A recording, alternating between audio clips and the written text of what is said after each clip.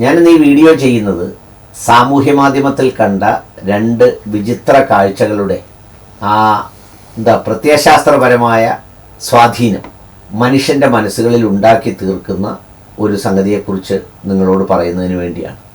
ആ രണ്ട് കാഴ്ചകൾ വേറൊന്നുമല്ല. ഒന്ന്, നമ്മുടെ സന്ദീപ് വാര്യർക്കെതിരെ BJP പാലക്കാട് നടത്തുന്ന പ്രകടനമാണ്.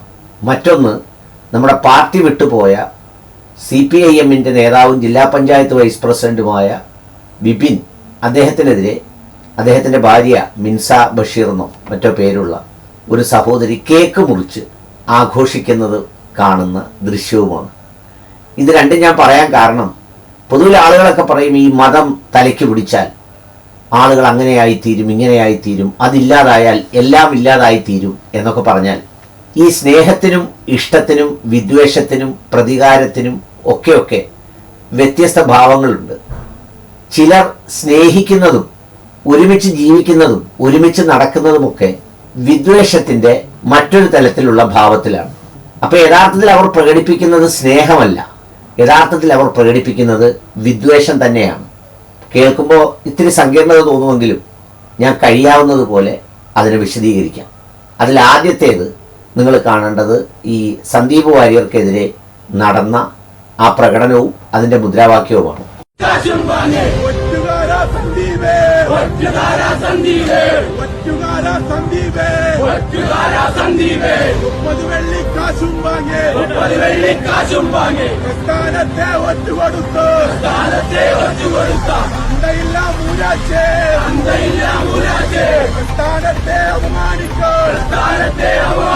ബലിദാനികളെ കൂട്ടുപിടിച്ച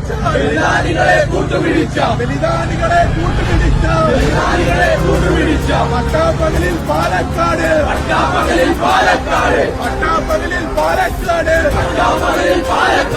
ഇന്ന് ഞങ്ങളെടുത്തോളാം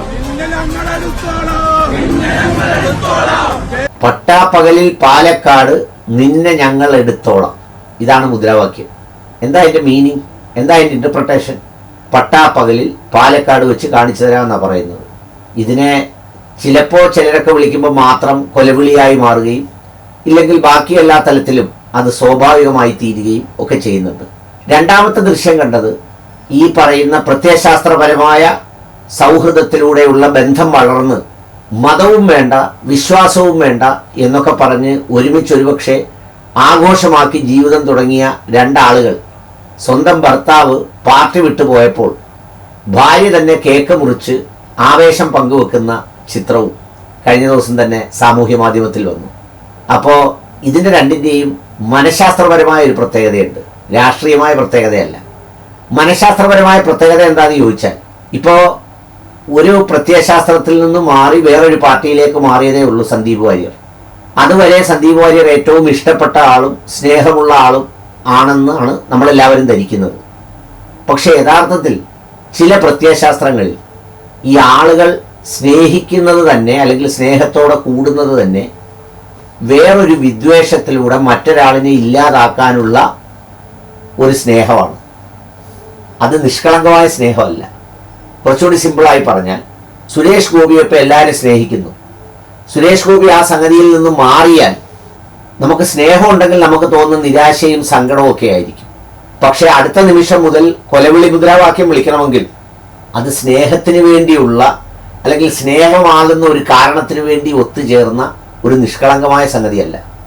മറിച്ച് മറ്റെന്തിനോടോ പ്രതികാരം ചെയ്യാൻ വേണ്ടി, വിദ്വേഷിക്കാൻ വേണ്ടി കൂടിയ സ്നേഹ കൂട്ടായ്മയെന്ന് തോന്നിക്കുന്ന ഒന്ന് മാത്രമാണ്. ഇതേ സംഗതി തന്നെയാണ് നമ്മുടെ കല്യാണം കഴിച്ചൊപ്പം ജീവിച്ച സഖാവിൻ്റെയും വിഷയം. അദ്ദേഹം പാർട്ടിയിൽ നിന്ന് പിരിഞ്ഞുപോയി, അല്ലെങ്കിൽ അവർ തമ്മിൽ എന്തെങ്കിലും വ്യത്യാസത്തിൽ അഭിപ്രായ വ്യത്യാസം എടുത്തു, എന്നിട്ട് അതിൽ അദ്ദേഹത്തെ പാർട്ടിയിൽ നിന്ന് പുറത്താക്കി, പിന്നെ തിരിച്ചെടുത്തു. അന്നൊന്നും ഒരു വ്യക്തി എന്നുള്ള നിലയിൽ ഒരു വിഷമവും ഒപ്പം ജീവിച്ച ഭാര്യയ്ക്ക് തോന്നിയില്ല. പക്ഷെ അദ്ദേഹം പാർട്ടി മാറിയപ്പോൾ കേക്ക് മുറിച്ച് ആഘോഷിക്കുന്നത്, മുറിക്കുന്നത് ഭാര്യയാണ്. നോക്കൂ, അപ്പോൾ അത് യഥാർത്ഥത്തിൽ നിഷ്കളങ്കമായ ഏതെങ്കിലും പ്രത്യയശാസ്ത്ര സ്നേഹത്തിൻ്റെയോ വ്യക്തി സ്നേഹത്തിൻ്റെയോ അടയാളമാണ്?